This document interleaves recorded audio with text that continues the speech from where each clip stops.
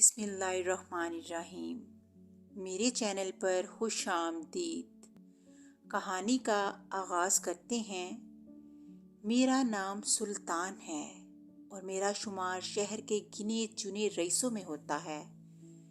میری عمر اس وقت 200 سال کے لگ بھگ ہے، مگر میں ابھی بھی جوان ہوں، جبکہ میرے بیٹے بوڑھے ہو کر مر کھپ گئے۔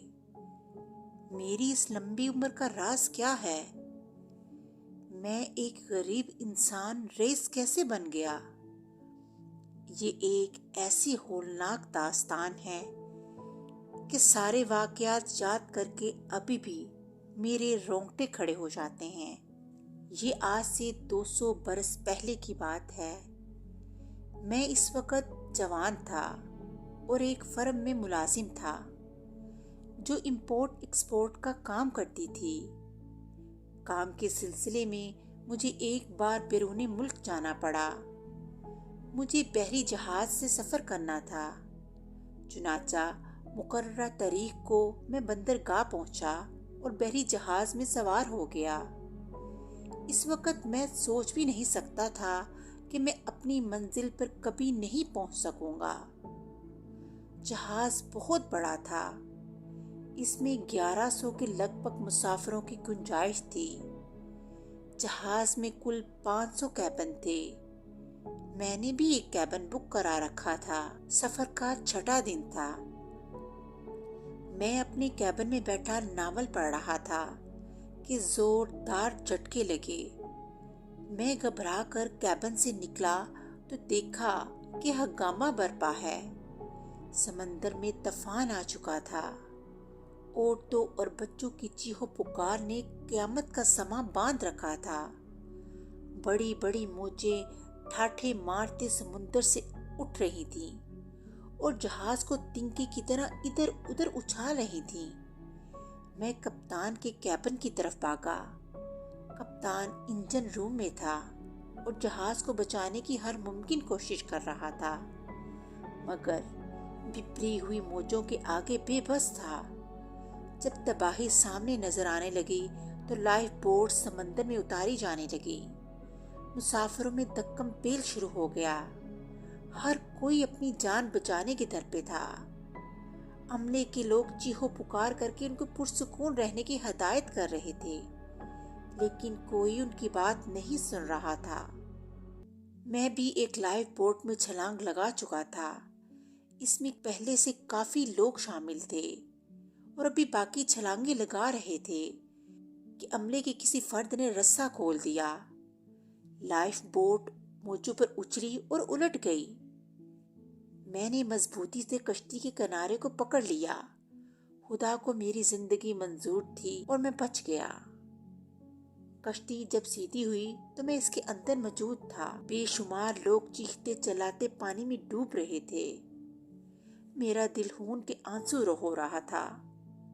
سینکڑوں لوگ میرے سامنے ڈوب کر مر گئے اور میں کچھ نہ کر پایا۔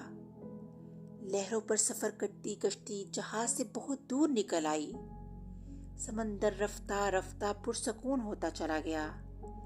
میرے چاروں طرف تحت نظر نیلا پانی اور سر پر نیلا آسمان پھیلا تھا۔ جان بچانے پر میں نے اللہ کا شکریہ ادا کیا۔ سورج غروب ہو گیا۔ رات بے حد سرد تھی۔ میں کشتی کے کونے میں ٹھٹر رہا تھا۔ کشتی کس طرف جا رہی تھی مجھے کچھ پتا نہ تھا۔ بیتے ہوئے لمحات کو یاد کر کے خوف آ رہا تھا۔ رات گزری، دن چڑھ آیا تو بھوک کا احساس ہوا، مگر یہاں تھا ہی کیا جو میں کھا سکتا۔ سمندر کے ٹھنڈے اور کھارے پانی کا گھونٹ پڑنا چاہا تو ابکائی آ گئی۔ کشتی اب ہولے ہولے جا رہی تھی۔ سورج سر پر آ گیا تو اس کی تپش ناقابل برداشت ہو گئی۔ 2 دن گزر گئے۔ بھوک کے مارے میرے پیٹ میں چوہے دوڑ رہے تھے۔ میری حالت بے حد خستہ ہو رہی تھی۔ چھوٹی چھوٹی مچھلیاں کشتی کے ارد گرد منڈلاتی رہتی تھیں اور کبھی کبھار کوئی مچھلی اچھل کر کشتی میں آ گرتی اور پھر دوبارہ سمندر میں چلی جاتی۔ بھوک سے تنگ آ کر میں کنارے پر لگ کر بیٹھا ہوا تھا اور چپٹ کر ایک مچھلی کو پکڑ لیا۔ مچھلی میرے ہاتھ میں تڑپنے لگی۔ میں نے جیب سے چاقو نکال کر اسے ذبح کیا اور کچا ہی چبا ڈالا۔ اس طرح بھوک تو کسی حد تک مٹ گئی، مگر پیاس اور بھڑک اٹھی۔ پھر خدا نے پانی کا مسئلہ بھی حل کر دیا۔ آسمان پر کالے بادل امڈ آئے اور بارش ہونے لگی۔ میں نے جی بھر کر پانی پیا۔ ایسے لگا جیسے مجھے زندگی مل گئی۔ اسی شام بہت دور مجھے سرمئی رنگ کی لکیر سی نظر آئی۔ میں اچھل پڑا۔ مجھے زمین نظر آ رہی تھی۔ خوش قسمتی سے ہوا کا رخ بھی ادھر کا ہی تھا۔ زمین نزدیک آتی گئی اور اس کے کنارے لگے درخت نظر آنے لگے۔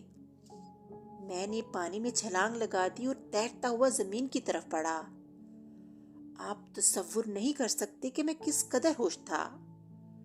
کافی دیر تک میں ساحل پر پڑا سستاتا رہا اور پھر اٹھا اور جزیرے کا جائزہ لینے لگا۔ سامنے ایک جنگل تھا، لیکن زیادہ بڑا نہیں تھا۔ میں جنگل میں سے گزرتا ہوا آگے بڑھ رہا تھا کہ میری چیخ نکلتے نکلتی رہ گئی۔ سامنے چھوٹی چھوٹی عمارتیں نظر آ رہی تھیں۔ میں نے اس کی طرف دوڑ لگا دی۔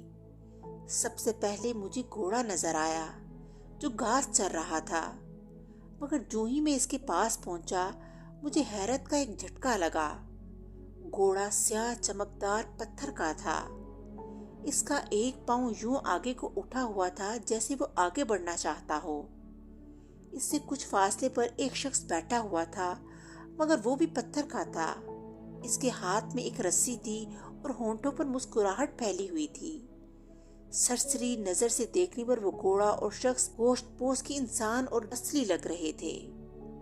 میں نے ڈرتے ڈرتے اس شخص کو چھوا تو وہ بھی پتھر کا تھا۔ میں گھبرا گیا۔ پھر سوچا شاید کسی سنگ تراش کا کمال ہو۔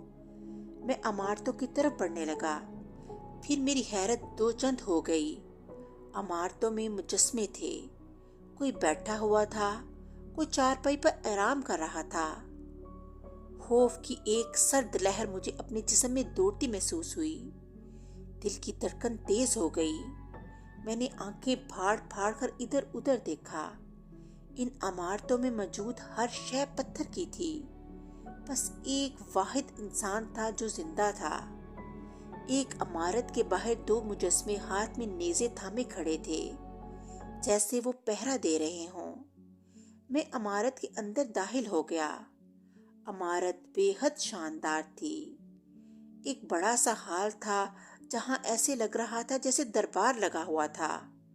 تخت پر عورت اور مرد کے مجسمے تھے، دونوں نے شاہی لباس پہنے ہوئے تھے۔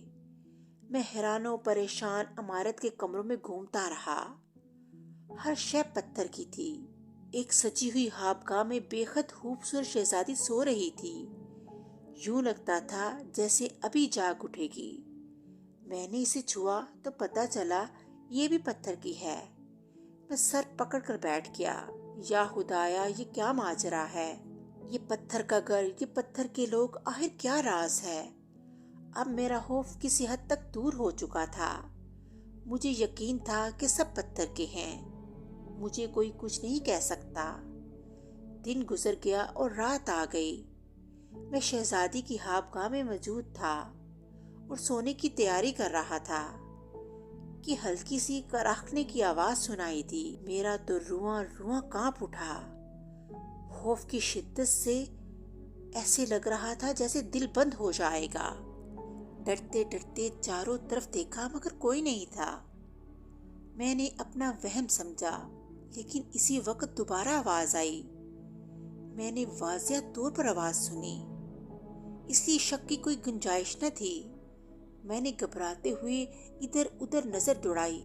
پھر اچانک ایک کونے میں موجود شمعدان میں لگی موم بتی خود بخود روشن ہو گئی۔ میرا تو یہ حال تھا کہ ٹانگوں سے جان نکل رہی ہے۔ کراہنے کی آواز دوبارہ سنائی دی۔ آواز اس مسحری میں سے آ رہی تھی جس میں پتھر کی شہزادی لیٹی سو رہی تھی۔ مجھے یوں محسوس ہوا جیسے کسی پراسرار طاقت نے مجھے آہنی شکنجے میں جکڑ لیا ہو۔ میں آنکھیں پھاڑ پھاڑ کر دیکھ رہا تھا۔ پتھر کی شہزادی زندہ ہو گئی تھی۔ मेरे देखते ही देखते वो उठ बैठी और छोटे छोटे कदम बढ़ाती मेरी तरफ आने लगी। मैंने सोचा चीहूं चिल्लाऊं, लेकिन हलक से कोई आवाज ना निकली। हलक तो जैसे खुश्क हो रहा था। वो मेरी तरफ आती गई। पत्थर की वो शहजादी मेरे पास आकर रुक गई। फिर कमरे में आवाज गूंजी, ए अजनबी, खौफ को दिल से निकाल दो। तुम्हें यहाँ कोई नुकसान नहीं पहुंचाएगा। तुम तो हमारे लिए निजात की राह बनकर आए हो। मैंने कहा, तुम कौन हो? अभी तुम पत्थर की थी। मैंने अटक अटक कर कहा, मैं इस सल्तनत की शहजादी हूँ। ये जादू की सल्तनत है। अब यहाँ जिंदगी और मौत का चक्कर नहीं चलता। यहाँ वक्त की रफ्तार बहुत तेज है। यूं समझ लो तुम्हारी दुनिया का 1 साल और यहाँ का 1 दिन बराबर है। शहजादी ने जवाब दिया। मैं मुंह खोले इसकी बात सुन रहा था।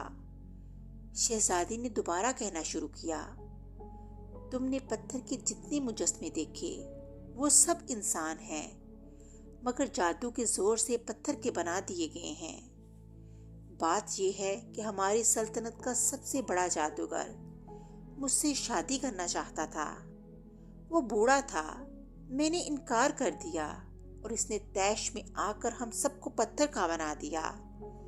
इनमें से वाहिद सिर्फ मैं हूँ जो रात के वक्त पत्थर से दोबारा इंसान बन जाती हूँ, और वो इसलिए है कि मैं जब भी शादी के लिए रजामंद हो जाऊं तो इसी वक्त महल के नीचे जाके जादूगर को आगाह कर दूं। वो जादूगर एक माँ सोता है और एक माँ जागता है।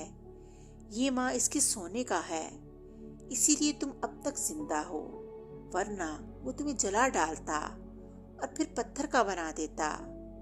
ये कहकर शहजादी खामोश हो गई और मेरी तरफ देखने लगी। ए शहजादी, इस जादूगर के हाथ में की कोई तदबीर तो होगी? मैंने पूछा। अब मेरे औसान काफी हद तक बहाल हो चुके थे। तुम हमारी दुनिया से नहीं हो। तुम चाहो तो इसे हलाक कर सकते हो। सामने दीवार पर जो तलवार लटक रही है, ये जादू की तलवार है। इससे तुम जादू के अलावा इस कबीले में मौजूद तमाम बलाओं का मुकाबला कर सकते हो। शहजादी ने जवाब दिया।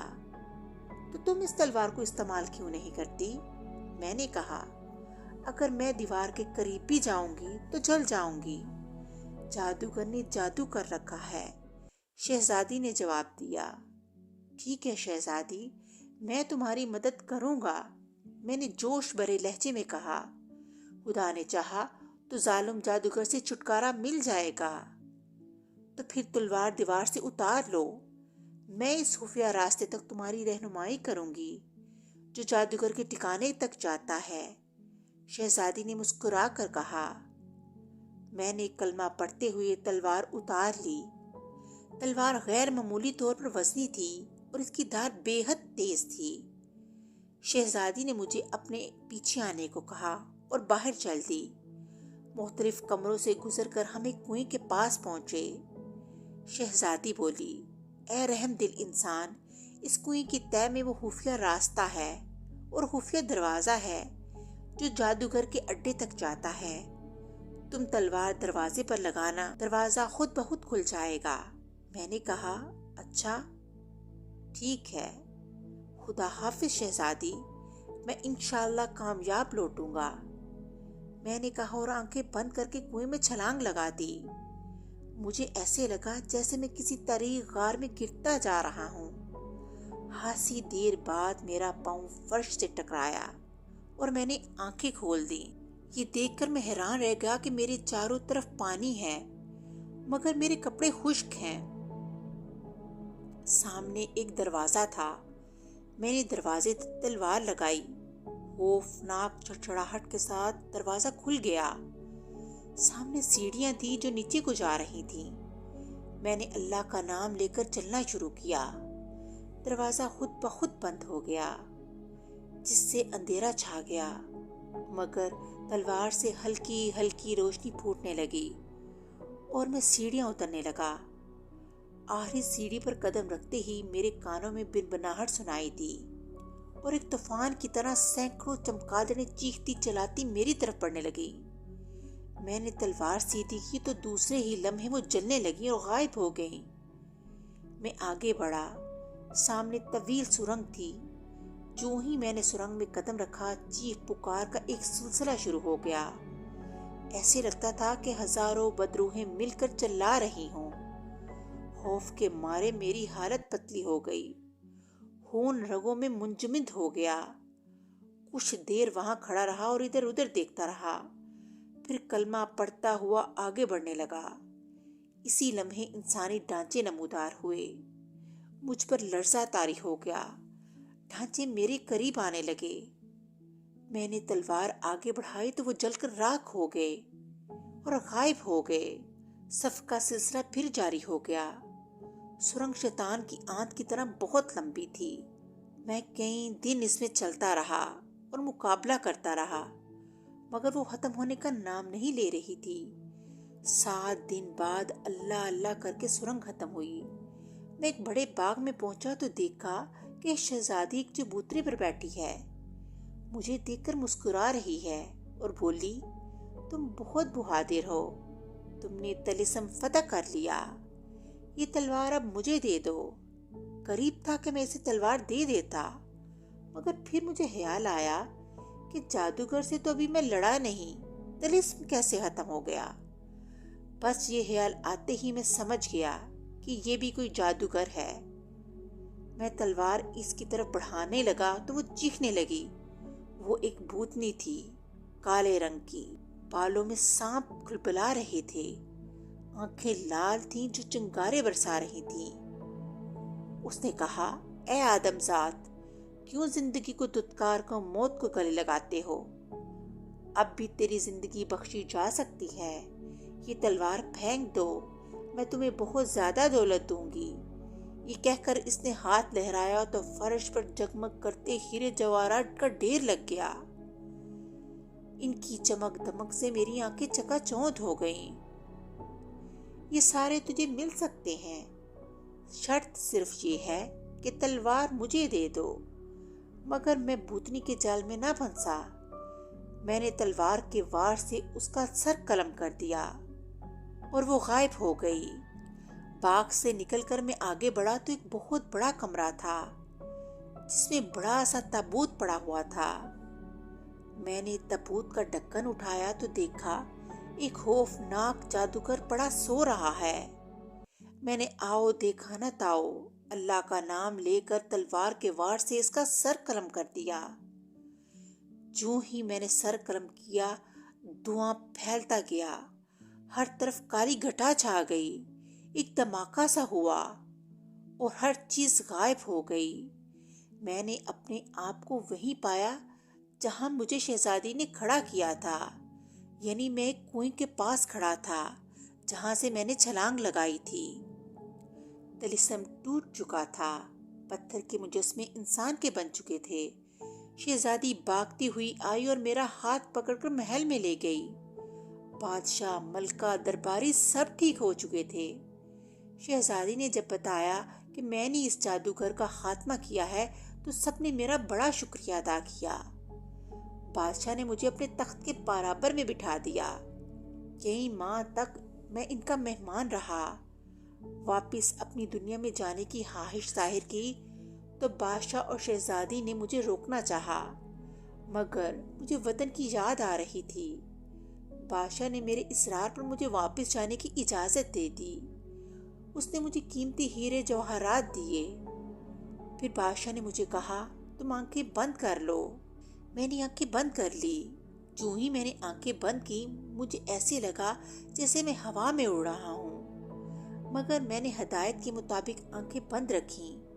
خاصی دیر بعد ایک آواز آئی، سلطان، اب آنکھیں کھول لو، تمہارا شہر آ گیا ہے۔ میں نے اس ہدایت پر عمل کیا۔ آنکھیں کھولی تو دیکھا کہ میں اپنے شہر میں موجود ہوں، مگر یہ کیا؟ شہر کا تو نقشہ ہی بدل چکا تھا۔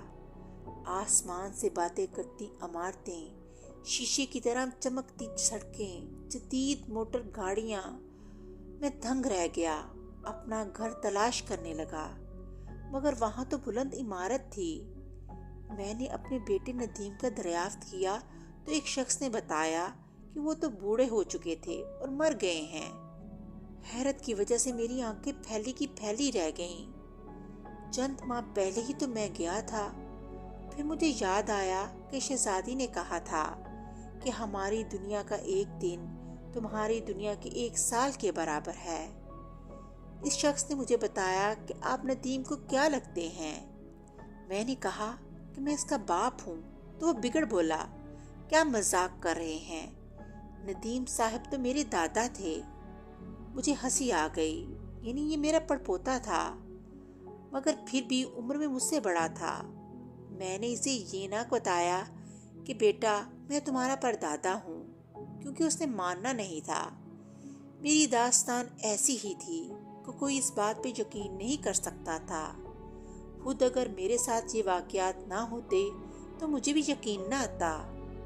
میں نے ہیرے جواہرات فروخت کیے اور کاروبار شروع کیا، نئی شادی کی، اب میرے 2 بچے ہیں اور میں مزے سے ہوں۔